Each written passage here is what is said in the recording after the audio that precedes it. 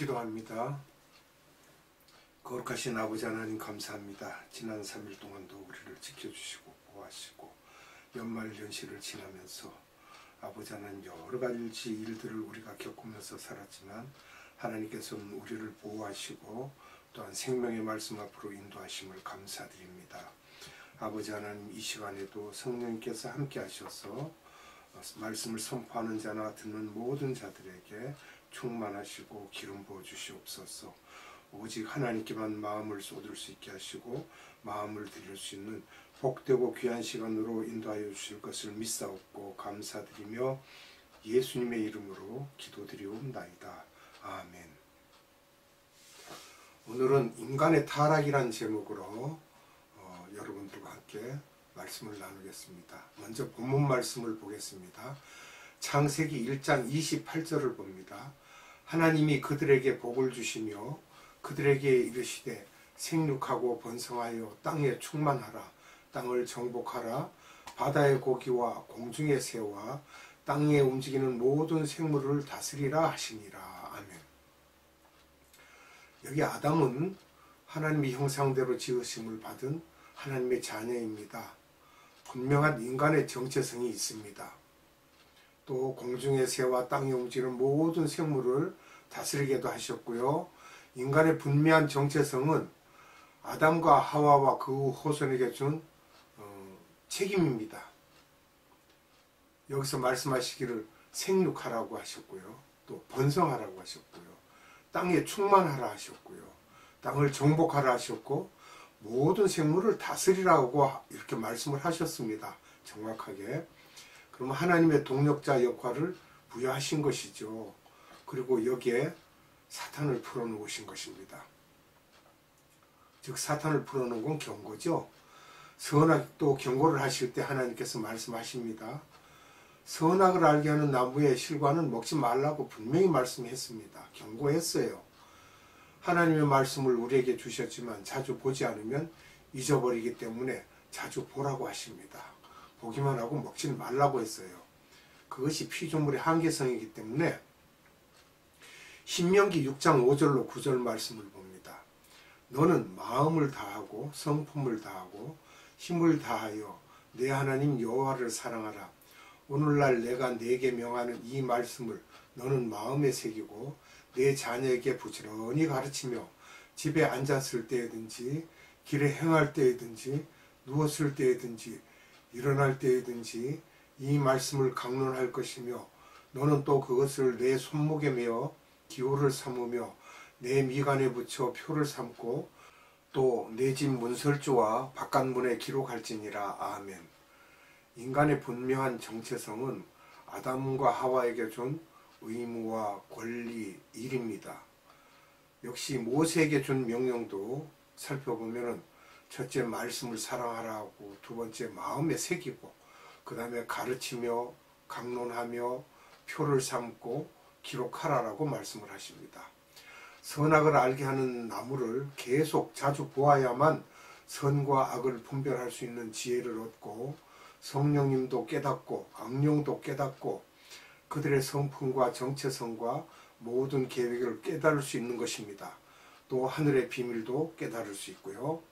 사탄은 자기의 정체성을 알게 되는 선악을 알게 하는 나무를 제거하려고 노력하는 과정 속에서 여자를 사용하는데 왜 여자를 사용했을까 우리가 생각을 해야 됩니다. 여자의 속성을 보면요. 감정적이고 비이성적이며 비이지적, 감수성이 예민하므로 설득하기가 쉬워집니다. 그리고 여자는 선악을 알게 하는 나무를 자주 보지 않은 것 같습니다. 그런데 일반적으로 남자는 여자의 말을 잘 듣기 때문에 사탄은 여자만 설득하면 된다고 생각하게 됐겠죠.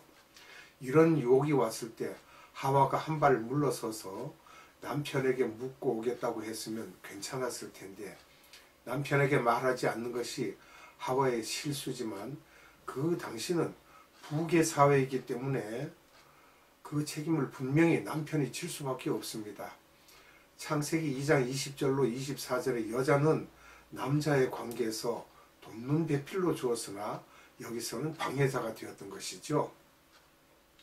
왜 사탄이 뱀의 모양으로 왔을까요?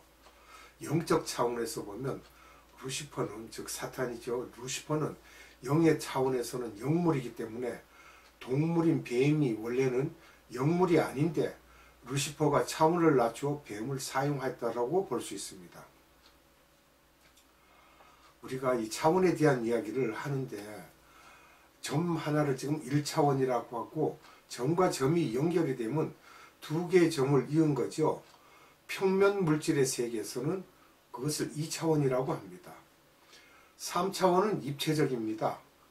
정신, 마음, 혼의 세계인데 그러고 4차원은 3차원 플러스 시간을 거기에 더하면은 보이지 않는 마음의 시간이 움직이는 것을 말하고 그 안에 역동성이 있고 움직이는 것을 말하고 있습니다.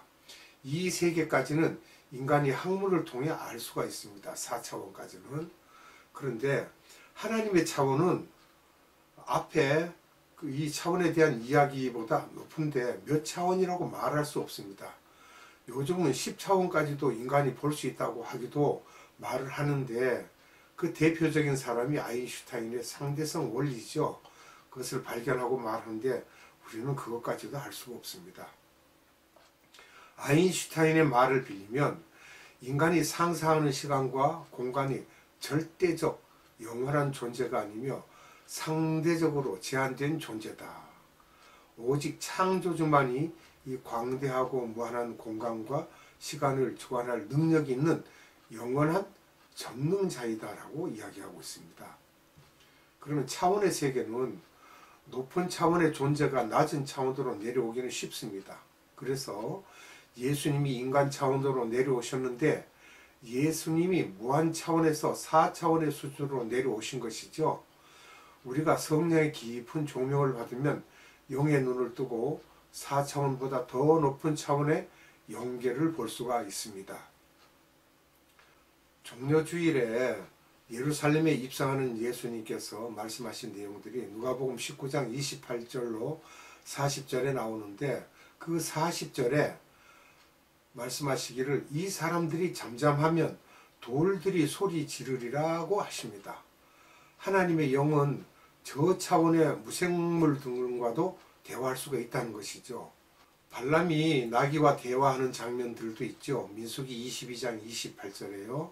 그런 것처럼 모두가 예수님을 찬양하게 하신다는 것입니다.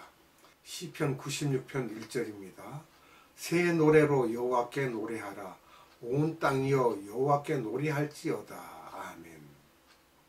또 시편 96편 11절로 12절입니다. 하늘은 기뻐하고 땅은 즐거워하며 바다와 거기 충만한 것은 외치며 밭과 그 가운데 모든 것은 즐거워할지로다. 그러할 때에 삼림의 나무들이 여호와 앞에서 즐거이 노래하리니. 아멘. 왜 뱀에게 사탄의 성품이 들어갔을까? 우리가 의문점을 가집니다. 사람은 육과 혼과 영이 있습니다. 동물은 육과 혼과 영이 있는데 그 영이 악한 영입니다. 하나님의 영은 없습니다. 그래서 우리가 마음의 그릇, 즉 우리의 혼을 말하는데 성령님도 인간의 그릇의 크기만큼 성품의 크기만큼 일을 하십니다. 아담이 타락하는 장면을 보게 되면 창세기 3장 12절로 13절을 먼저 봅니다. 아담이 가로되 하나님이 주셔서 나와 함께 하신 여자 그가 그 나무 실과를 내게 주므로 내가 먹었나이다. 여호와 하나님이 여자에게 이르시되 내가 어찌하여 이렇게 하였느냐. 여자가 가로되 뱀이 나를 깨므로 내가 먹었나이다. 아멘. 뱀이 가장 간교하더라 하신 말씀이 있는데 간교라는 내용은 간사하고 교활하고 영리하고 나쁜 의미는 아니고 좋은 의미에서 영리하고 교활하고 눈치가 빠르다는 말입니다. 간교하다는 것이. 마태복음 8장 28절로 31절을 보겠습니다. 또 예수께서 건너편 가다라 지방에 가심에 귀신 들린 자 둘이 무덤 사이에서 나와 예수를 만나니 저희는 심히 사나워 아무도 그 길로 지나갈 수 없을 만하더라. 이에 저희가 소리질러 가로되 하나님의 아들이여 우리와 당신과 무슨 상관이 있나이까? 때가 이르기 전에 우리를 괴롭게 하려고 여기 오셨나이까 하더니 마치 멀리서 많은 돼지떼가 먹고 있는지라 귀신들이 예수께 간구하여 가로되 만일 우리를 쫓아내실진대 돼지떼에 들여보내소서 한데. 아멘. 귀신이 속에 들어가는 것은 귀신이 사람 안에 들어가 있다는 것을 말하는데, 그 사람이 말했지만 귀신이 말한 것처럼 뱀도 그 속에 있는 사탄이 하와에게 말한 것입니다. 그 후 여호와 하나님이 뱀을 저주하고 사탄은 뱀을 도구로 사용하게 된 것입니다. 창세기 3장 14절을 봅니다. 여호와 하나님이 뱀에게 이르시되 너가 이렇게 하였으니 너가 모든 육축과 들의 모든 짐승보다 더욱 저주를 받아 배로 다니고 종신토록 흙을 먹을지니라. 아멘. 현재 뱀의 모습은 기어다니죠. 배로.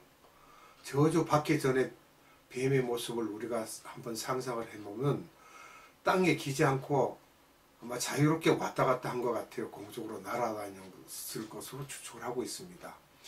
계시록 20장 2절로 3절을 봅니다.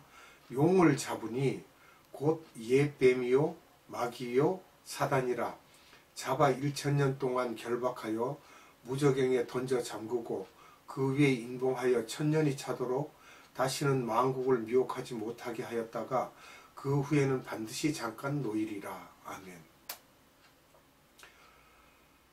여기서 사탄은 루시퍼입니다. 사탄이 용을 잡아 쓰기 시작하면서 지금도 이 청천에 용들이 다니고 있다라고 생각하시면 됩니다. 우리가 석가모니를 보는데요.